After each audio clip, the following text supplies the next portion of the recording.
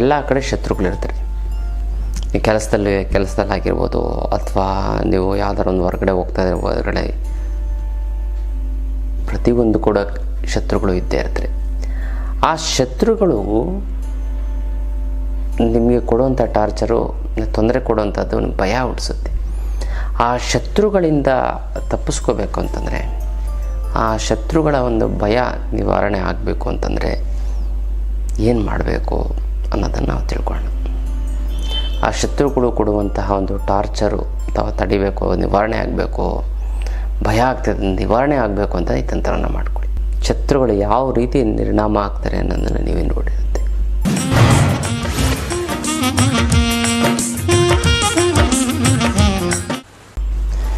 ಜೈ ಭಗವಾನ್. ಎಲ್ಲರಿಗೂ ನಮಸ್ಕಾರ. ಮಹಾದೇವಿ ಚತುರ್ಮಿಷ್ಟಪತ್ನಿ ಚಮಹಿ ತನ್ನೋ ಐಶ್ವರ್ಯಲಕ್ಷ್ಮಿ ಪ್ರಚೋದನೆ. ಎಲ್ಲರಿಗೂ ನಮಸ್ಕಾರ.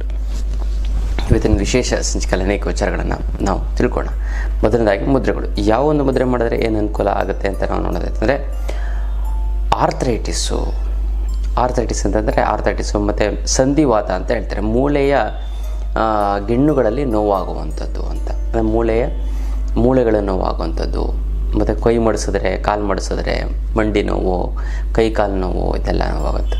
ಇದಕ್ಕೆ ಆರ್ಥರೈಟಿಸ್ ಇದೆ. ಇದನ್ನು ವಾಯು ಮುದ್ರೆ ಮಾಡಿತು ಅಂತಂದರೆ 100% ಎಂಥದ್ದೇ ಸಮಸ್ಯೆ ಇತ್ತು ಅಂತ ಕೂಡ ಆರ್ಥರೈಟಿಸ್ ಹೊರಟೋಗ್ಬಿಡುತ್ತೆ.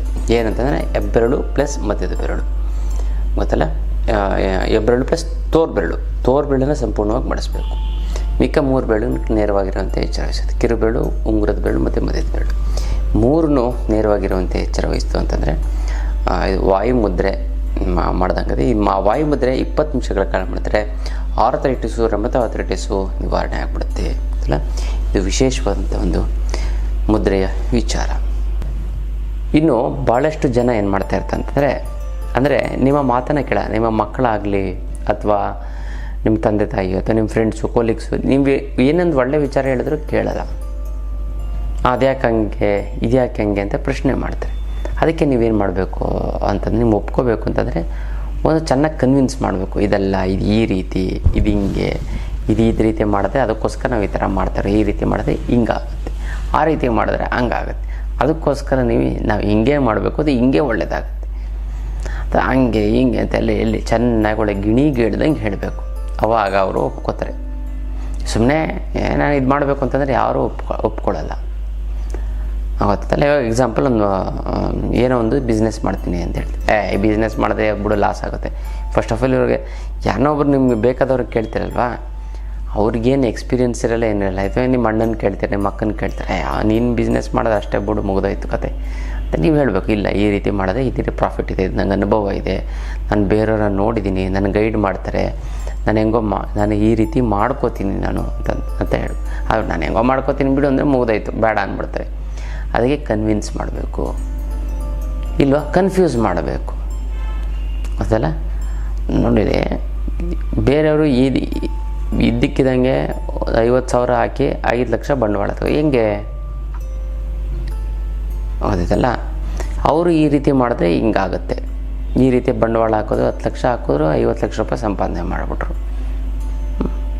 ಅದೆಲ್ಲ ಹೋಗಿ ಹಿಂಗೆ ಈ ರೀತಿ ನಾವು ಅದೇ ಥರ ಮಾಡಿ ನಾನು ಹಿಂಗೆ ಈ ಥರ ಬಿಸ್ನೆಸ್ ಮಾಡಿಬಿಟ್ರೆ ನನಗೆ ಕ್ಲಿಕ್ ಆಗಿಬಿಡುತ್ತೆ ಅಂತ ಕನ್ಫ್ಯೂಷನ್ ಆಗಿಬಿಡುತ್ತೆ. ಅದು ಇದು ಅಂದ್ಕೊಂಡು ಆಯಿತು ಹೆಂಗೆ ಮಾಡಪ್ಪ ಅಂತ ಆವಾಗ ಒಪ್ಕೋತಾರೆ. ಬಿಸ್ನೆಸ್ ಅಂತಲ್ಲ, ಯಾವುದೊಂದು ವಿಚಾರ ನೀವು ತೊಗೊಳ್ಳಿ, ಇಲ್ವಾ ಅದೂ ಆಗಲಿಲ್ವಾ, ನಿಮ್ಮ ಮಾತನ್ನು ಒಪ್ಕೊಳ್ಳೇಬೇಕಂದ್ರೆ ಸುಳ್ಳು ಹೇಳಬೇಕು, ಅವಾಗ ಒಪ್ಕೊಬಿಡ್ತಾರೆ. ಒಂದು ಕನ್ವಿನ್ಸ್ ಮಾಡಬೇಕು, ಇಲ್ಲ ಕನ್ಫ್ಯೂಸ್ ಮಾಡಬೇಕು, ಇಲ್ಲ ಸುಳ್ಳು ಹೇಳಬೇಕು. ಇಷ್ಟನ್ನು ಮಾಡ್ತು ಅಂತಂದರೆ ನೋಡಿ, ಜನ ನಿಮ್ಮನ್ನು ಒಪ್ಪಿಕೊಳ್ಳುತ್ತಾರೆ. ಏನೂ ಮಾಡೋಕ್ಕಾಗಲ್ಲ. 1000 ಸುಳ್ಳು ಹೇಳಿ ಒಂದು ಮದುವೆ ಮಾಡಿ ಹಂಗೆ ಹೇಳಿದ್ರೆ ಒಪ್ಕೊಳ್ಳಲ್ಲ, ಸುಳ್ಳು ಹೇಳಲೇಬೇಕು. ಇದು ವಿಚಾರ. ಹಾಗೆ ಅದು ಮಾಡ್ಕೊಳ್ಳಿ, ತುಂಬ ಚೆನ್ನಾಗಾಗುತ್ತೆ, ತುಂಬ ಒಳ್ಳೆಯದಾಗ್ತದೆ. ಇದು ವಿಶೇಷವಾದಂಥದ್ದು ವಿಚಾರ. ಇನ್ನು ಬರಬೇಕಾಗಿರೋ ದುಡ್ಡು ಬರ್ತಾಯಿಲ್ಲ ಅಂತಂದರೆ, ಕೊಡೋರಿಗೆ ಕೊಡೋಕ್ಕಾಗ್ತಾ ಇಲ್ಲ ಅಂತಂದರೆ, ಸಿಕ್ಕಾಪಟ್ಟೆ ಸಾಲ ಆಗ್ತದೆ ಗುರುಗಳೇ, ದುಡ್ಡು ನೀರು ಥರ ಖರ್ಚಾಗ್ತಾಯಿದೆ ಗುರುಗಳೇ. ಇನ್ನು ಕೆಲವು ಗುರುಗಳೇ ಏನಂತ ಮನೆ ಹತ್ರ ಬಂದ್ಬಿಟ್ಟು ಸಾಲದವ್ರು ಫೋನ್ ಮೇಲೆ ಫೋನು, ಮೆಸೇಜ್ ಮೇಲೆ ಮನೆ ಹತ್ರ ಬಂದು ಕೂಗಾಡ್ತೀನಿ ಅಂತ ಇದ್ದಾರೆ ಗುರುಗಳೇ. ಏನು ಮಾಡಲಿ, ಕೇಸ್ ಹಾಕ್ತೀನಿ ಅದು ಇದು ಅಂತ ಇದ್ದಾರೆ ಗುರುಗಳೇ. ಏನು ಮಾಡೋದು ಅಂತ ಅದು ಗೊತ್ತಾಗ್ತಾ ಇಲ್ಲ. ಅದಕ್ಕೆಲ್ಲ ತಲೆನೇ ಕೆಡಿಸ್ಕೊಬೇಡಿ. ಆ ಹಣಕಾಸಿನ ಸಮಸ್ಯೆ ನಿವಾರಣೆ ಆಗೋದಕ್ಕೆ ಏಕೈಕ ರಾಮಬಾಣ ಅಂದರೆ ಅಷ್ಟಲಕ್ಷ್ಮಿ ಯಂತ್ರ. ಈ ಅಷ್ಟಲಕ್ಷ್ಮಿ ಯಂತ್ರವನ್ನು ಮನೆ ಪ್ರತಿಷ್ಠಾಪನೆ ಮಾಡಿ, ಅದೆಂಥದ್ದೇ ಹಣಕಾಸಿನ ಸಮಸ್ಯೆ ಇತ್ತು ಅಂತಂದರೂ ಕೂಡ ಕೇವಲ ಕೆಲವೇ ದಿನಗಳಲ್ಲಿ ನಿಮಗೆ ಪರಿಹಾರ ಆಗ್ಬಿಡುತ್ತೆ. ಇನ್ನು ಹಣಕಾಸಿನ ಸಮಸ್ಯೆಗೆ ಭಾಳಷ್ಟು ಜನ ಗುರುಗಳೇ ನನಗೆ ಊಟ ತಿಂಡಿ ಬಟ್ಟೆಗೆ ತೊಂದರೆ ಇಲ್ಲ ಗುರುಗಳೇ, ಸಾಲ ಸೋಲ ಏನೂ ಮಾಡಿಲ್ಲ, ಆದರೂ ಕೂಡ ನನಗೆ ಅಂತಂದರೆ ಇಂಪ್ರೂವ್ಮೆಂಟ್ ಆಗ್ತಾಯಿಲ್ಲ, ಒಂದು ಸೈಟ್ ತೊಗೊಳಕ್ಕಾಗ್ತಾಯಿಲ್ಲ, ಒಂದು ಮನೆ ಕಟ್ಟೋಕ್ಕಾಗ್ತಾಯಿಲ್ಲ, ಮಕ್ಕಳು ಓದಬೇಕು, MBA ಅದು ಇದು ಮಾಡಬೇಕು, 7-8 ಲಕ್ಷ ಖರ್ಚಾಗುತ್ತೆ ಅಂತಾರೆ. ಇನ್ನು ಕೆಲವು ಮಕ್ಕಳಿಗೆ ಒಳ್ಳೆ ಎಜುಕೇಷನ್ ಬೇಕು ಅಂತ ಇದ್ದಾರೆ ಗುರುಗಳೇ. ಮಕ್ಕಳಿಗೆ ಮದುವೆ ಮಾಡಬೇಕು ಅಂತ ಇದ್ದೀವಿ, 15-20 ಲಕ್ಷ ಖರ್ಚಾಗ್ತಾಯಿದೆ, ದುಡ್ಡಿಲ್ಲ, ಪೋಸ್ಟ್ಪೋನ್ ಮಾಡ್ತಾಯಿದ್ದೀನಿ ಗುರುಗಳೇ ಅಂತಾರೆ. ಇನ್ನೂ ಕೆಲವರು ಗುರುಗಳೇ ನಮ್ಮ ಫ್ರೆಂಡ್ಸು ರಿಲೇಟಿವ್ಸ್ ಎಲ್ಲ ಚೆನ್ನಾಗಿ ಒಡವೆಗಳೆಲ್ಲ ಹಾಕ್ಕೊಂಡು ಒಳ್ಳೆ ಕಾರ್ಗಿರ್ ತೊಗೊಂಡು ಫಾರಿನ್ ಟೂರ್ಗೆ ಹೋಗಿ ತುಂಬ ಅದ್ಭುತವಾಗಿ ಲೈಫ್ ಲೀಡ್ ಮಾಡ್ತಾರೆ, ನಮ್ಮ ಕಣ್ಣು ಮುಂದೆ ಬೆಳೆದಿರೋಂಥ ಹುಡುಗರು. ಬಟ್ ನಾವು ಏನೂ ಮಾಡೋಕ್ಕಾಗ್ತಾಯಿಲ್ಲ ಗುರುಗಳೇ. ಬಟ್ ಊಟ ತಿಂಡಿ ಬಟ್ಟೆಗೇನು ತೊಂದರೆ ಇಲ್ಲ, ಆದರೆ ಇಂಪ್ರೂವ್ಮೆಂಟ್ ಆಗ್ತಾಯಿಲ್ಲ ಗುರುಗಳೇ. ಅದಕ್ಕೂ ತಲೆ ಕೆಡಿಸ್ಕೋಬೇಡಿ. ಅದಕ್ಕೂ ಏಕೈಕ ರಾಮಬಾಣ ಅಂದರೆ ಅಷ್ಟಲಕ್ಷ್ಮಿ ಯಂತ್ರ. ಈ ಅಷ್ಟಲಕ್ಷ್ಮಿ ಯಂತ್ರವನ್ನು ಮನೇಲಿಟ್ಟು ಪ್ರತಿಷ್ಠಾಪನೆ ಮಾಡಿ ಅದೆಂಥದ್ದೇ ಹಣಕಾಸಿನ ಸಮಸ್ಯೆ ಇದ್ದರೂ ಕೂಡ ನಿವಾರಣೆ ಆಗಿಬಿಡುತ್ತದೆ, ಗೊತ್ತಲ್ಲ. ನಂಬರ್ 1. ನಂಬರ್ 2 ಏನು ಅಂತಂದರೆ, ಈ ಹಣಕಾಸಿನ ಸಮಸ್ಯೆ ಅಂದರೆ ಅಷ್ಟಲಕ್ಷ್ಮಿ ಯಂತ್ರ ಇದೆಯಲ್ಲ, ಇದನ್ನು ನಾನು ಕೊರಿಯರಲ್ಲಿ ಕಳಿಸೋದಕ್ಕಾಗೋದಿಲ್ಲ, ನೇರವಾಗಿ ಖುದ್ದು ನನ್ನ ಭೇಟಿಯಾಗಿ ಕೂತ್ಕೊಂಡು ಹೋಗಬೇಕು. ಅಥವಾ ನಿಮ್ಮ ಕಡೆಯವ್ರನ್ನ ಯಾರು ಒಳ್ಳೆಯ ವ್ಯಕ್ತಿಗಳನ್ನ ಕಳಿಸಿ, ಶುದ್ಧವಾಗಿರೋಂಥ ನಿಮ್ಮ ಮಕ್ಕಳನ್ನ ಅಥವಾ ದೇವ್ರ ಮೇಲೆ ಗುರುಗಳ ಮೇಲೆ ನಂಬಿಕೆ ಇರುವಂಥವ್ರನ್ನ ಒಳ್ಳೆಯ ಹಸ್ತದಿಂದ ನಿಮ್ಗೆ ಕೊಟ್ಟರೆ ಅದು ಒಳ್ಳೆಯದಾಗ್ತಾ ಬರುತ್ತೆ, ಗೊತ್ತಲ್ಲ. ಕೊರಿಯಲ್ಲಿ ಕಳಿಸಿದ್ರೆ ಅವರು ಇವ್ರು ಮುಟ್ಟಿದ್ದು ಇದಾಗ್ಬಿಡುತ್ತೆ, ಅದು ಆ ಪವರ್ ಹೊರಟೋಗ್ಬಿಡುತ್ತೆ, ಕಡಿಮೆ ಆಗಿಬಿಡುತ್ತೆ. ನೇರವಾಗಿ ಬಂದು ನಿಮ್ಮ ಮನೆಗೆ ತಲುಪೋದು ತುಂಬ ಒಳ್ಳೆಯದು, ಗೊತ್ತಲ್ಲ. ಈ ಅಷ್ಟಲಕ್ಷ್ಮಿ ಯಂತ್ರ ಅದ್ಭುತವಾಗಿ ಕೆಲಸ ಮಾಡುತ್ತೆ. ಇದಕ್ಕೆ ಮುಟ್ಟು ಕಟ್ಟು ಚಟ್ಟು ಮಡಿ ಮೈಲಿಗೆ ಸುತ್ಕ ಗೀತ್ಕ ವೆಜ್ಜು ನಾನ್ ವೆಜ್ಜು ಜಾತಿ ಗೀತಿ ದಿಕ್ಕು ಗಿಕ್ಕು ಏನೂ ಇಲ್ಲ, ಇಟ್ಟರೆ ಸಾಕು ಕೆಲಸ ಆಗುತ್ತೆ. ದೇವ್ರ ಮನೆಲ್ಲಾದ್ರೂ ಇಡ್ಬೋದು, ಬೀರುನಲ್ಲಾದರೂ ಕೂಡ ಇಡ್ಬೋದು. ಪ್ರತಿದಿನ ಪೂಜೆ ಮಾಡಲೇಬೇಕು ಅಂತ ಕಂಡೀಷನ್ ಏನೂ ಇಲ್ಲ. ಪೂಜೆ ಮಾಡಲಿಲ್ಲ ಅಂತಂದ್ರೂ ಕೂಡ ನಡೆಯುತ್ತೆ. ಅದ್ಭುತವಾದಂಥ ಒಂದು ಯಂತ್ರ, ಅದ್ಭುತವಾಗಿ ಕೆಲಸ ಮಾಡುತ್ತೆ. ಅದೊಂದು ವೈಬ್ರೇಷನ್ನೇ ಆ ಥರ ಇದೆ, ಗೊತ್ತಲ್ಲ. ಈ ಅಷ್ಟಲಕ್ಷ್ಮಿ ಯಂತ್ರ ತೊಗೊಳೋದಕ್ಕೂ ಕೂಡ ಪುಣ್ಯ ಮಾಡಿರಬೇಕು, ಕರ್ಮ ಕಳೆದಿದ್ರೆ ಮಾತ್ರ ಸಾಧ್ಯ, ಗೊತ್ತಲ್ಲ. ಇದು ನಾನು ಅಡ್ವರ್ಟೈಸ್ಮೆಂಟ್ಗಾಗಲಿ ನನಗೆ ಉದ್ಧಾರದಕ್ಕೋಸ್ಕರ ಮಾಡ್ತಾಯಿಲ್ಲ, ನಮ್ಮ ಸ್ಟೂಡೆಂಟ್ಗಳಿಗೋಸ್ಕರ ಮಾಡ್ತಾಯಿದ್ದೀನಿ. ಅದಕ್ಕೋಸ್ಕರ ಇದನ್ನು ನಾನು ಅದು ಚೆನ್ನಾಗಾಗಬೇಕು ಅಂತಂದರೆ, ಅದು ಸೇಲ್ ಆಗಬೇಕು ಅಂತಂದರೆ ಟಿ ವಿಯಲ್ಲಿ ಆಗ್ತಾಯಿದ್ದೆ, ಅಡ್ವರ್ಟೈಸ್ಮೆಂಟ್ ಕೊಡೋದು, ಫಿಲಮ್ ಆಕ್ಟ್ರು ಕೊಟ್ಟು ಅದನ್ನು ಇಡಿಸಿ ನಾನು ಮಾಡ್ತಾಯಿದ್ದೆ. ಅದು ನನಗೆ ಅದು ಮಾಡೋ ಅವಶ್ಯಕತೆ ಇಲ್ಲ. ಯಾರಿಗೆ ಬೇಕು ಅವ್ರು ನಂಬಿಕೆ ಇಟ್ಕೊಂಡು ಬಂದು ತೊಗೊಂಡೋದ್ರೆ ಕೆಲಸ ಆಗ್ಬಿಡುತ್ತೆ ಅದ್ಭುತವಾಗಿ. ಹಣಕಾಸಿನ ಸಮಸ್ಯೆಗೆ ಅಷ್ಟಲಕ್ಷ್ಮಿ ಯಂತ್ರ ಇರೋದ್ರಿಂದ ನೀವು ತಲೆನೇ ಕೆಡಿಸ್ಕೋಬೇಡಿ, ಅದ್ಭುತವಾಗಿ ಕೆಲಸ ಆಗುತ್ತೆ, ಅಷ್ಟು ಚೆನ್ನಾಗಾಗ್ತಾ ಬರುತ್ತೆ, ಅದಲ್ಲ. ಅಷ್ಟಲಕ್ಷ್ಮಿ ಯಂತ್ರ ನಿಮ್ಮ ಹಣಕಾಸಿನ ಎಲ್ಲ ರೀತಿಯಂಥ ಸಮಸ್ಯೆಗಳಿಗೂ ಕೂಡ ಅಷ್ಟಲಕ್ಷ್ಮಿ ಯಂತ್ರ ಒಂದೇ ನಿಮಗೆ ರಾಮಬಾಣ, ಗೊತ್ತಲ್ಲ. ಅದಿತ್ತು ಅಂತಂದರೆ ನೀವು ಹಣಕಾಸಿನ ಬಗ್ಗೆ ತಲೆನೇ ಕೆಡಿಸ್ಕೋಬೇಡಿ, ನಿಮ್ಗೆ ಹೆಂಗೋ ದುಡ್ಡು ಅಡ್ಜಸ್ಟ್ ಆಗಿಬಿಡುತ್ತೆ. ಸಂಕಲ್ಪ ಮಾಡ್ಕೊಳ್ಳಿ, ನಿಮ್ಗೆ ಸಿಗಬೇಕು ಅಂದರೆ 1-10 ಬಾರಿ ಸಂಕಲ್ಪ ಮಾಡ್ಕೊಂಡು ನನಗೆ ಬರಬೇಕು, ಅದು ಹೆಂಗೋ ಬರುತ್ತೆ. ದೂರ ಇದೆ ಅಂತ ಹೋಗೋಕ್ಕಾಗಲ್ಲ, ಬರೋಕ್ಕಾಗಲ್ಲ, ನಂಗೆ ಚಾರ್ಜ್ ಇಲ್ಲ ಹೋಗೋಕ್ಕೆ, ಅದೆಲ್ಲ ಏನು ತಲೆಗೆ. ನಿಮ್ಗೆ ತಗೋಬೇಕು ಅಂತ ಸಂಕಲ್ಪ ಮಾಡಿ ನಮ್ಮ ಮನೆಗೆ ಬರಬೇಕು ಅಂತ ಅಷ್ಟಲಕ್ಷ್ಮಿ ಯಂತ್ರ ದೇವ್ರ ಮನೆ ಅಥವಾ ಬೀರಿನೆಲ್ಲ ಇರಬೇಕು ಅಂತ ನೀವು 10 ಸರಿ ಆ ಜಾಗನ ನೋಡಿ ಸಂಕಲ್ಪ ಮಾಡಿ, ಅದು ಹೆಂಗೋ ನಿಮಗೆ ಬರುತ್ತೆ ಅಲ್ಲ. ಅಷ್ಟು ಪವರ್ಫುಲ್ ಇದೆ ಈ ಒಂದು ಅಷ್ಟಲಕ್ಷ್ಮಿ ಯಂತ್ರ. ಈ ಅಷ್ಟಲಕ್ಷ್ಮಿ ಯಂತ್ರ ಮನೆಯಲ್ಲಿ ಪೂಜೆ ಮಾಡಿ ಅದೆಂಥದ್ದೇ ಸಮಸ್ಯೆ ತೂಕೊಂಡು ಕೂಡ ನಿವಾರಣೆ ಆಗಿಬಿಡುತ್ತದೆ ಅಲ್ಲ. ಇದು ವಿಶೇಷವಾದಂಥ ಒಂದು ಅಷ್ಟಲಕ್ಷ್ಮಿ ಯಂತ್ರದ ವಿಚಾರ. ಇನ್ನು ಎಲ್ಲ ಕಡೆ ಶತ್ರುಗಳಿರ್ತಾರೆ. ಈ ಕೆಲಸದಲ್ಲಾಗಿರ್ಬೋದು, ಅಥವಾ ನೀವು ಯಾವ್ದಾರು ಒಂದು ಹೊರಗಡೆ ಹೋಗ್ತಾ ಇದ್ರೆ ಹೊರಗಡೆ ಪ್ರತಿಯೊಂದು ಕೂಡ ಶತ್ರುಗಳು ಇದ್ದೇ ಇರ್ತಾರೆ. ಆ ಶತ್ರುಗಳು ನಿಮಗೆ ಕೊಡುವಂಥ ಟಾರ್ಚರು, ತೊಂದರೆ ಕೊಡುವಂಥದ್ದು ಭಯ ಹುಟ್ಟಿಸುತ್ತೆ. ಆ ಶತ್ರುಗಳಿಂದ ತಪ್ಪಿಸ್ಕೋಬೇಕು ಅಂತಂದರೆ, ಆ ಶತ್ರುಗಳ ಒಂದು ಭಯ ನಿವಾರಣೆ ಆಗಬೇಕು ಅಂತಂದರೆ ಏನು ಮಾಡಬೇಕು ಅನ್ನೋದನ್ನು ನಾವು ತಿಳ್ಕೊಳ್ಳೋಣ. ಆ ಶತ್ರುಗಳು ಕೊಡುವಂತಹ ಒಂದು ಟಾರ್ಚರು ಅಥವಾ ತಡಿಬೇಕು, ನಿವಾರಣೆ ಆಗಬೇಕು, ಭಯ ಆಗ್ತದೆ ನಿವಾರಣೆ ಆಗಬೇಕು ಅಂತ ಈ ತಂತ್ರವನ್ನು ಮಾಡ್ಕೊಳ್ಳಿ. ಏನಿಲ್ಲ, ಒಂದು ಕಪ್ಪು ಬಟ್ಟೆ ತೊಗೊಳ್ಳಿ, ಒಂದು ಕಚೀವಷ್ಟು 9 ಒಣಮೆಣಸಿನಕಾಯಿಯನ್ನು ಹಾಕಿ ಅದನ್ನು ತೊಟ್ಟನ್ನು ಮುರಿಯಬೇಕು. ಏನು ಹೇಳಿ, 9 ಒಣಮೆಣಸಿನಕಾಯಿ ಅದು ತೊಟ್ಟನ್ನು ಮುರಿದು ಒಳಗಡೆ ಹಾಕಬೇಕು. ಮತ್ತು ಬೆಳ್ಳುಳ್ಳಿ, ಒಂದು ಬೆಳ್ಳುಳ್ಳಿ ತೊಗೊಳ್ಳಿ, ಆ ಬೆಳ್ಳುಳ್ಳಿನ ನೀಟಾಗಿ ಬಿಡಿಸ್ಕೊಳ್ಳಿ, ಅದು ಎಸಳಿ ಇರಬೇಕು, ಅದು ಅಷ್ಟೇ 9 ಇರಬೇಕು, ಗೊತ್ತಲ್ಲ.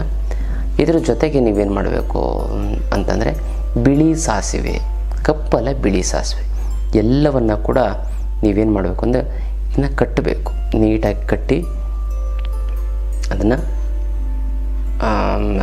ನೀಟಾಗಿ ಒಂದು ಬಟ್ಟೆಯಲ್ಲಿ ಕಟ್ಬಿಟ್ಟು ನೀವು ಇದನ್ನೇನು ಮಾಡಬೇಕು ಅಂತಂದರೆ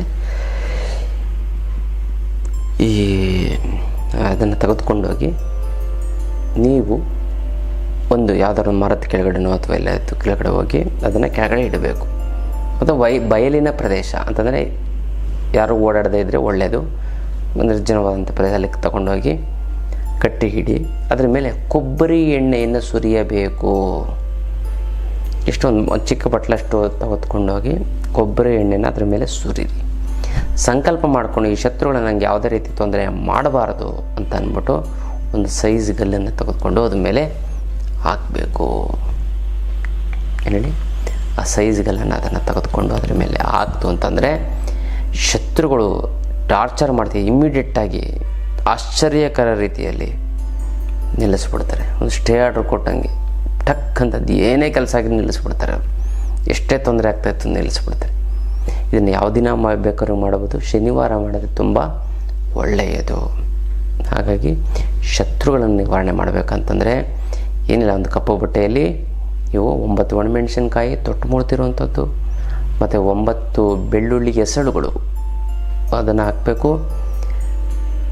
ಮತ್ತು ಬಿಳಿ ಸಾಸಿವೆನ ನೋಡಿ ಇಷ್ಟನ್ನು ಹಾಕಿ ಕಟ್ಟಿ ಹೊರಗಡೆ ಅದನ್ನು ತೆಗೆದುಕೊಂಡೋಗಿ ಅದಕ್ಕೆ ಸುರಿದು ಯಾವುದನ್ನ ಕೊಬ್ಬರಿ ಎಣ್ಣೆನ ಸುರಿದು ಅದರ ಮೇಲೆ ಒಂದು ಸೈಜ್ ಕಲ್ಲನ್ನು ತೆಗೆದು ಅದ್ರ ಮೇಲೆ ಬಿಸಾಕಬೇಕು. ಹುಷಾರು, ಕಾಲ್ಗಿಲ್ ಮೇಲೆ ಹಾಕ್ಕೊಬಿಟ್ಟಿರ. ಆಮೇಲೆ ಶತ್ರುಗಳ ಕೋಪ ಅಂದ್ಬಿಟ್ಟು ತೊಗೊಂಡೋಗಿ ತುಂಬ ಭಾರವಾದದ್ದು ಬೇಡ, ಸಿಂಪಲ್ ಆಗಿರೋ ಒಂದು ಚಿಕ್ಕದು ತೆಗೆದುಕೊಂಡು ಹಾಕ್ಬಿಟ್ಟು ಹಿಂತಿರುಗದೆ ನೋಡ್ಬಿಡ್ತೆ ಬನ್ನಿ. ಶತ್ರುಗಳು ಯಾವ ರೀತಿ ನಿರ್ನಾಮ ಆಗ್ತಾರೆ ಅನ್ನೋದನ್ನು ನೀವೇ ನೋಡಿರುತ್ತೆ, ಗೊತ್ತಲ್ಲ. ಇದು ವಿಶೇಷವಾದಂಥ ಒಂದು ತಂತ್ರದ ವಿಚಾರ. ಇನ್ನು ಹಣಕಾಸಿನ ಸಮಸ್ಯೆಯನ್ನು ಅಷ್ಟಲಕ್ಷ್ಮಿ ಯಂತ್ರವನ್ನು ಇಟ್ಟು ಪ್ರತಿಷ್ಠಾಪನೆ ಮಾಡಿ ಬಗೆಹರಿಸ್ಕೊಬಿಡ್ತೇವೆ. ಆದರೆ ಜೀವನದ ಸಮಸ್ಯೆಗೆ ತಲೆನೇ ಕೆಡಿಸ್ಕೋಬೇಡಿ. ಅದ್ಭುತವಾದಂಥ ಒಂದು ಶಿಬಿರ, ಆ 2 ದಿನದ ಶಿಬಿರ ಅಟೆಂಡ್ ಮಾಡಿ ಯಾವುದೇ ರೀತಿಯ ಗಂಡ ಹೆಂಡತಿ ಸಮಸ್ಯೆ ಆಗಿರ್ಬೋದು, ಹಣಕಾಸಿನ ಸಮಸ್ಯೆ ಆಗಿರ್ಬೋದು, ನೀವು ಏನೋ ಒಂದು ಅಂದ್ಕೊಂಡಿರ್ತಾರೆ ಇಷ್ಟು ವರ್ಷ ಆದರೂ ಬಗೆಹರಿಸಿಲ್ಲ, ಅದನ್ನು ಬಗೆಹರಿದು ಹೋಗ್ಬಿಡುತ್ತೆ. ಮತ್ತು ದೂರಲ್ಲಿ ಯಾರೋ ಜನವಶೀಕರಣ ಆಗುತ್ತೆ. ಧನವಶೀಕರಣ, ನೀವು ಒಳ್ಳೆ ವ್ಯಾಪಾರ ಮಾಡಿದ್ರೆ ಒಳ್ಳೆ ವ್ಯಾಪಾರ ಆಗಬೇಕು, ಧನವಶೀಕರಣ ಆಗಬೇಕು. ಮನೇಲಿ ಎಷ್ಟಾದರೂ ಕಷ್ಟಪಟ್ಟು ದುಡ್ಡೇ ಬರಲ್ಲ. ಅದಕ್ಕೋಸ್ಕರ ಅದ್ಭುತವಾದಂಥ ಒಂದು ಇದು ಅಂತಂದರೆ ಕುಂಡಲಿನಿ ಜಾಗೃತಿ ಯೋಗ. ಅದೆಲ್ಲ ಕುಂಡಲಿ ಜಾಗೃತಿ ಯೋಗ, ಅದು ಯಂತ್ರ ಮಂತ್ರ ತಂತ್ರ ಯೋಗದ ಶಿಬಿರವನ್ನು ನಿಮಗೆ ಹೇಳ್ಕೊಡ್ತಾ ಇದ್ದೀನಿ, ಗೊತ್ತಲ್ಲ. ಈ ಒಂದು ಶಿಬಿರವನ್ನು ನೀವು ಅಟೆಂಡ್ ಮಾಡ್ತು ಅಂತಂದರೆ ಅದ್ಭುತವಾದಂಥ ಯಾವುದೇ ರೀತಿಯ ದೇಹದಲ್ಲಿ ಯಾವುದೇ ರೀತಿಯಿಂದ ಪೇಯ್ನ್ಗಳಿತ್ತು ಅಂತ ಹೊರಟೋಗ್ಬಿಡುತ್ತೆ. ಮಾತ್ರೆ ತೊಗೊಂಡು 2 ಅವರ್ ಬೇಕು ಅಥವಾ ಇಂಜೆಕ್ಷನ್ ತೊಗೊಂಡು 10 ನಿಮಿಷ ಬೇಕು. ಆದರೆ ಕೇವಲ 30ರಿಂದ 50 ಸೆಕೆಂಡ್ ಅಥವಾ 1 ನಿಮಿಷ 2 ನಿಮಿಷದಲ್ಲಿ ನಿಮ್ಮ ನೋವನ್ನು ನೀವೇ ಗುಣ ಮಾಡ್ಕೊಳ್ಳೋ ಹಾಗೆ ನಾನು ಮಾಡ್ತೀನಿ, ಗೊತ್ತಲ್ಲ. ಇದನ್ನು ಎಷ್ಟೊಂದು ಜನಕ್ಕೆ ವಿಚಾರ ಗೊತ್ತಾಯಿತು ಅಂತಂದರೆ ನಾಳೆ ದಿನವೇ 1000 ಜನ ಮುಂದೆ ನಿಂತ್ಕೊಳ್ಳೋದು. ಅದಕ್ಕೆ ಬೇಡ, ನಮ್ಮ ಸ್ಟೂಡೆಂಟ್ಸ್ ಮಾತ್ರ ಮಾಡಿ. ತುಂಬ ಜನ ಬಂತು ಅಂದರೆ ಮೇಂಟೈನ್ ಮಾಡೋಕ್ಕಾಗಲ್ಲ. ಎಲ್ಲ ನಮಗೂ ಹೇಳ್ಕೊಟ್ಬಿಡಿ ಅಂತ ಜನ ಮುಗಿಬೀಳ್ತಾರೆ. ಎಲ್ಲ ಮೇಂಟೈನ್ ಮಾಡೋಕ್ಕಾಗಲ್ಲ. ನಮ್ಗೆ ಅದು ಇಷ್ಟಕ್ಕೆ ನಮ್ಮ ಆಶ್ರಮದಲ್ಲಿರೋದೇ ಜನಗಳು ಬಂತು ಅಂತಂದರೆ, ಎಸ್ಪೆಷಲಿ ಶಿಬಿರಕ್ಕೆ ಬಂತು ಅಂದರೆ ಕಡಿಮೆ ಲಿಮಿಟೆಡ್ ಮೆಂಬರ್ಸ್ ಮಾತ್ರ ನಾನು ತೊಗೊಳೋದು. ಯಾಕಂದರೆ ಇಂಡಿವಿಜುವಲಾಗಿ ಕೇರ್ ತೊಗೊಂಡು ನಾನು ಹೇಳ್ಕೊಡ್ಬೋದು ಅಂತಲ್ಲ. ಸುಮ್ಮನೆ 150 ಜನ 250 ಜನ 300 ಜನ ಇಟ್ಕೊಂಡು ಯಾರಿಗೂ ಏನೂ ಅರ್ಥ ಆಗದೆ, ಕೆಲವೊಂದು 6 ಜನ ಒಂದು 300 ಜನ ಭಾಳಷ್ಟು ಜನ ಶಿಬಿರ ಮಾಡ್ತಾರೆ. ನಾನು ಕೂಡ ಅಟೆಂಡ್ ಮಾಡಿದ್ದೀನಿ. ಏನಿದೆ ಅಂತ ನೋಡೋಕೆ ತಿಳ್ಕೊಳ್ಳೋಣ ಅಂತ ನಾನು ಹೋಗಿದ್ದೀನಿ. 300 ಜನ, ಆ 300 ಜನ ಒಂದು 20 ಜನಕ್ಕೆ ಅರ್ಥ ಆಗುತ್ತೆ ಅಥವಾ 50 ಜನಕ್ಕೆ ಅರ್ಥ ಆಗುತ್ತೆ. ಇನ್ನು ಮಿಕ್ಕಿದವ್ರಿಗೆ ಏನು ಅನ್ನೋದು ಗೊತ್ತು. ಸುಮ್ಮನೆ ಹೋಗ್ತಾರೆ, ಕೇಳ್ಕೊತಾರೆ, ಅರ್ಥ ಆದರೆ ಅರ್ಥ ಆಯಿತು, ಹೋಗ್ತಾರೆ. ಒಳ್ಳೆ ಹೋಟ್ಲಲ್ಲಿ ಮಾಡಿರ್ತಾರೆ, ಚೆನ್ನಾಗಿ ಊಟ ಫಸ್ಟ್ ಕ್ಲಾಸಾಗಿ ಊಟ ತಿಂಡಿ ಮಾಡ್ತಾರೆ, ಆರಾಮಾಗಿ ನಿದ್ದೆ ಮಾಡ್ತಾರೆ, ಬರ್ತಾಯಿರ್ತಾರೆ. ಹಂಗಲ್ಲ, ಪ್ರತಿಯೊಂದು ನಿಮ್ಮ ಡೌಟ್ ಕ್ಲಿಯರ್ ಆಯಿತಾ, ಡೌಟ್ ಕ್ಲಿಯರ್ ಅಂತಂದು ಕೇಳಿ ನಾನು ಅದು ಬಗೆಹರಿಸ್ತೀನಿ. ಅದ್ಭುತವಾದಂಥ ಇದನ್ನು ನಾನು ನಿಜವಾಗ್ಲೂ ಬದಲಾವಣೆ ಆಗಬೇಕು ಅನ್ನೋವಂಥವ್ರು ಮಾತ್ರ ಬನ್ನಿ. ಜೀವನದಲ್ಲಿ ನಾನೇನು ಚೇಂಜಸ್ ಕಾಣಬೇಕು, ನಾನೇನು ತಿದ್ಕೋಬೇಕು ಅಂತ ನೀವು ಈ ಒಂದು ಶಿಬಿರವನ್ನು ನೀವು ಅಟೆಂಡ್ ಮಾಡ್ತು ಅಂತಂದರೆ ವಿಶೇಷವಾದಂಥ ಒಂದು ಲಾಭವನ್ನು ನೀವು ಪಡ್ಕೋತೀರಿ. ಈ ಶಿಬಿರದಲ್ಲಿ ಏನು ಅಂತಂದರೆ ಯಾರೇ ಏನೇ ಶಾಪ ಹಾಕಿದರೂ ಕೂಡ ತಟ್ಟೋದಿಲ್ಲ. ಈ ಒಂದು ಶಿಬಿರವನ್ನು ಅಟೆಂಡ್ ಮಾಡಿದೆ, ಇದು ಒಂದು ಕವಚದ ರೀತಿಯ ಆಗ್ಬಿಡುತ್ತೆ. ಕವಚ ಹಾಕ್ಬಿಡ್ತೀನಿ ಇದನ್ನು, ಗೊತ್ತಲ್ಲ. ವಿಶೇಷವಾಗಿ ಮಂತ್ರವನ್ನು ಹೇಳ್ಕೊಂಡು ಮಂತ್ರ ದೀಕ್ಷೆ ಅಂತ ಕಿವಿನಲ್ಲಿ ಹೇಳ್ಕೊಡ್ತೀನಿ. ಅದನ್ನು ನೀವು ಒಂದು ಹೇಳ್ಕೊಡ್ತದಂತಂದರೆ ಸಾಕೋದು, ಪ್ರಪಂಚವನ್ನು ಆಟ ಆಡಿಸ್ಬೋದು ನೀವು. ಅಂದರೆ ಒಳ್ಳೆ ರೀತಿಯಲ್ಲಿ, ಕೆಟ್ಟದಕ್ಕೂ ಯೂಸ್ ಮಾಡಿ ಅದು ಸಿದ್ಧಿಸ್ಕೊಬಿಡ್ತು ಅಂದರೆ ಸುಲಭ. ನೀವು ಡೈಲಿ ಎಷ್ಟು ನಿಮಿಷ ಮಾಡಬೇಕು ಗೊತ್ತಾ? ಈ 2-3 ನಿಮಿಷ ಮಾಡಿ ಸಾಕು. ಓನ್ಲಿ 2 ಮಿನಿಟ್ಸ್ ನೀವು ಅವಕಾಶ ಕೊಡಿ, ನಿಮ್ಮ ಪ್ರಾಕ್ಟೀಸ್ ಮಾಡಿಕೊಡಿ. ಅದು ಬೇಕಾಗಿಲ್ಲ, ನೀವು ಮಾತಾಡೋದು ಮ್ಯಾನಿಫೆಸ್ಟೇಷನ್ನು. ನನಗೆ ಇಂಥದ್ದು ಆಗಬೇಕು ಅಂತಂದ್ರೆ ಆಗ್ತಾನೇ ಹೋಗುತ್ತೆ ಅದು. ಆ ರೀತಿ ನಾನು ನಿಮ್ಗೆ ಹೇಳ್ಕೊಡಿ. ಮತ್ತು ಮನಿ ಬ್ಲ್ಯಾಕೇಜನ್ನ ಕ್ಲಿಯರ್ ಮಾಡಿಬಿಡ್ತೀನಿ. ದುಡ್ಡು ಬರ್ತಾ ಇಲ್ಲ, ಹಿಡ್ಕೊಬಿಟ್ಟಿದ್ದು ಯಾರಿಗೋ ಕೊಟ್ಟಿರ್ತೀರ, ಬರ್ತಾ ಇರಲ್ಲ, ಅದು ಕ್ಲಿಯರ್ ಆಗಿಬಿಡುತ್ತೆ ಅಲ್ಲ. ಮತ್ತು ಏನು ಎಷ್ಟು ಅದ್ಭುತವಾದಂಥ ಒಂದು ಶಿಬಿರ ಅಂತಂದರೆ, ನಿಮಗೆ ಈ ಒಂದು ಶಿಬಿರವನ್ನು ಅಟೆಂಡ್ ಮಾಡ್ತಂದರೆ ಲೈಫ್ ಲಾಂಗ್ ನಿಮಗೆ ಪೇಯ್ನ್ ಆಗಲ್ಲ, ಸುಸ್ತಾಗಲ್ಲ, ವಯಸ್ಸಾಗಲ್ಲ, ತಿಳ್ಕೊಳ್ಳಿ ಗೊತ್ತಲ್ಲ, ಹಸಿವಾಗಲ್ಲ ಗೊತ್ತಲ್ಲ. ಜೀವನ ಏನಂತಂದರೆ ಜೀವನದ ಎಲ್ಲವೂ ನಿಮಗೆ ಪ್ರೀತಿಯಿಂದ ಅದಾಗಿದ್ದು ಸಿಗ್ತದೆ ಗೊತ್ತಲ್ಲ. ನಿಮಗೆ ಬಿಸಿಲಲ್ಲಿದ್ದು ಅಂತ ಬಿಸಿಲು ಸುಡ್ತಾ ಬೆವರು ಬರ್ತಾ ಇರುತ್ತೆ, ನೀವಿಲ್ಲ ನೀವು ತಡ್ಕೋದು, ಬೆವರೇ ಬರಲ್ಲ ನಿಮಗೆ, ತಣ್ಣಗೆ ಗಾಳಿ ಬೀಸುತ್ತೆ, ಆ ರೀತಿ ಫೀಲಿಂಗ್ ಆಗುತ್ತೆ. ಚಳಿ ಆಗ್ತಾಯಿದ್ರು ಕೂಡ ಸ್ವೆಟ್ರ್ ಹಾಕೋ ಅವಶ್ಯಕತೆ ಇಲ್ಲ. ನಾನು ಹೇಳ್ಕೊಡೋದು ಒಂದೇ ಒಂದು ಬೀಜ ಮತ್ತು ಅದನ್ನು ಹೇಳ್ಕೊಳ್ಳಿ ಸಾಕು, ಬೆಚ್ಚಗಾಗುತ್ತೆ ನಿಮಗೆ. ಆ ಥರ ಒಂದು ತಳಮಳ ಇರಲ್ಲ, ಗಡಿಬಿಡಿ ಇರಲ್ಲ ನಿಮಗೆ, ಗಲಾಟೆ ಆಗಲ್ಲ ಲೈಫಲ್ಲಿ ನಿಮಗೆ. ಮತ್ತು ಗೊಂದಲಗಳಾಗೋದಿಲ್ಲ, ಕನ್ಫ್ಯೂಷನ್ಸ್ ಆಗೋದಿಲ್ಲ ಅದಲ್ಲ. 20 ವರ್ಷ ನೀವು ಧ್ಯಾನ ಮಾಡ್ತು ಅಂತಂದರೆ ಏನು ಸಿಗುತ್ತೋ ಅದು ನೀವು ಕೇವಲ 10 ನಿಮಿಷದಲ್ಲಿ ಸಿಗೋ ಹಾಗೆ ನಾನು ನಿಮಗೆ ಹೇಳ್ಕೊಡ್ತೀನಿ ಈ ಒಂದು ಶಿಬಿರದಲ್ಲಿ ಅಂತಲ್ಲ. ನಿಮ್ಮ ಮನಸ್ಸು ಮತ್ತು ದೇಹ ನಿಮ್ಮ ಮಾತನ್ನು ಕೇಳುವ ಹಾಗೆ ಮಾಡಿಬಿಡೋದು. ನಿಮ್ಮ ಮಾತೇನು ಹೌದು, ನನಗೆ ಇಂಥದ್ದಾಗಬೇಕು, ಹೌದು, ಹೊಸ ಬದುಕನ್ನು ರೂಪಿಸಿಕೊಳ್ಳಬಹುದು ಈ ಒಂದು ಶಿಬಿರದಲ್ಲಿ. ಅದ್ಭುತವಾದಂಥದ್ದು ಅಲ್ಲ. ಇಲ್ಲಿ 3rd ಐನ ಓಪನ್ ಮಾಡ್ತೀನಿ, 2 ರೂಮ್ ಅದೇ 3rd ಐನ, ಅದನ್ನು ಹೆಬ್ಬೆಟ್ಟಿನಾಗಿ ಇಟ್ಟು ನಾನು ಒಂದು ಶಕ್ತಿಯನ್ನು ಕೊಟ್ಟಾಗ ಅದ್ಭುತವಾದಂಥ ಒಂದು ಬೆಳವಣಿಗೆ ಆಗುತ್ತೆ. ತುಂಬ ಅಂದರೆ ತುಂಬ ಅದ್ಭುತ ಗೊತ್ತಲ್ಲ. ಅದಕ್ಕೋಸ್ಕರ ಈ ಒಂದು ಶಿಬಿರವನ್ನು ಯಾವುದೇ ಕಾರಣಕ್ಕೂ ಮಿಸ್ ಮಾಡ್ಕೋತು ಅಂತಾರೆ. ಎಷ್ಟೊಂದು ಜೀವನದಲ್ಲಿ ನೋವುಗಳನ್ನು ಅನುಭವಿಸಿ ಅಥವಾ ಎಷ್ಟೊಂದು ಲಾಸನ್ನು ಮಾಡಿಕೊಂಡು ಆಮೇಲೆ ನೀವು ಭಾಳಷ್ಟು ಜನ ಗುರುಗಳೇ ಒಂದು 10 ವರ್ಷ ಮುಂಚಿತವಾಗಿ ನೀವು ಇದನ್ನು ಶಿಬಿರ ಅಟೆಂಡ್ ಮಾಡಿಬಿಟ್ಟಿದ್ರೆ ಇಷ್ಟೊತ್ತಿಗೆ ನಾನು ಎಲ್ಲೋ ಇದ್ದುಬಿಡ್ತಾಯಿದ್ದೆ ಗುರುಗಳೇ ಅಂತ. ಈಗಲೂ ಕಾಲ ಮಿಂಚಿಲ್ಲ. ನೀವು ಬುದ್ಧಿವಂತರಾದರೆ, ಜ್ಞಾನಿಗಳು ಮಾತ್ರ ಬನ್ನಿ ಗೊತ್ತಲ್ಲ. ಮಾಮೂಲಿ ನೀವೆಲ್ಲ ಬುದ್ಧಿವಂತರು, ತಿಳುವಳಿಕೆ ಇರುವಂಥವ್ರು, ಏನೋ ಕಲ್ತ್ಕೋಬೇಕು ಅಂತ ಗುರುವಿನ ಮೇಲೆ ಭಕ್ತಿ ಇಟ್ಟು ಬನ್ನಿ.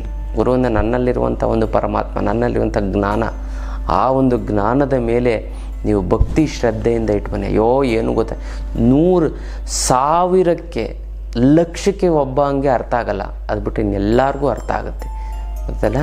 ಮನಸ್ಸನ್ನು ನೆಗೆಟಿವ್ ಥಾಟ್ ಇಟ್ಕೊಂಡು ನೀವು ಬಂತು ಅಂತಂದರೆ ಏನೂ ಅರ್ಥ ಆಗಲ್ಲ ಗೊತ್ತಲ್ಲ. ಶಿಬಿರವನ್ನು ಅಟೆಂಡ್ ಮಾಡಿ ನಿಮ್ಮ ಎಲ್ಲ ರೀತಿಯಂಥ ಸಮಸ್ಯೆನ ಬಗೆಹರಿಸ್ಕೊಳ್ಳಿ. ಅದ್ಭುತವಾದಂಥ ಒಂದು ಶಿಬಿರ ಶನಿವಾರ ಮತ್ತು ಭಾನುವಾರ ಇರುತ್ತೆ. 10 ಗಂಟೆಯಿಂದ 4 ಗಂಟೆವರೆಗೂ ಇರುತ್ತೆ.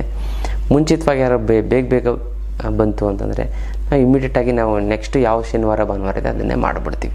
ನಾವು ಜಾಸ್ತಿ ದಿನ ಕಾಯೋ ಅವಶ್ಯಕತೆ ಇಲ್ಲ, ಕಾಯಕ್ಕೆ ಹೋಗೋದು ಇಲ್ಲ ಅಲ್ಲ. ಅದ್ಭುತವಾದಂಥ ಜನ ವಶೀಕರಣ ಹೇಳ್ಕೊಡ್ತೀನಿ, ಧನ ವಶೀಕರಣವನ್ನು ಹೇಳ್ಕೊಡ್ತೀನಿ. ಅದನ್ನು ಮಾಡ್ಕೊಳ್ಳಿ, ಸಕ್ಸಸ್ ನಿಮ್ಮದು ಗ್ಯಾರಂಟಿ ಅಲ್ಲ. ಇದು ಅತ್ಯಂತ ಅದ್ಭುತವಾದ ಒಂದು ಶಿಬಿರದ ವಿಚಾರ ಅಂತಲ್ಲ. ಇನ್ನಷ್ಟು ವಿಚಾರಗಳನ್ನು ತಿಳ್ಕೊಳ್ಳೋಣ ಮುಂದಿನ ಸಂಚಿಕೆಯಲ್ಲಿ. ಅಲ್ಲಿವರೆಗೂ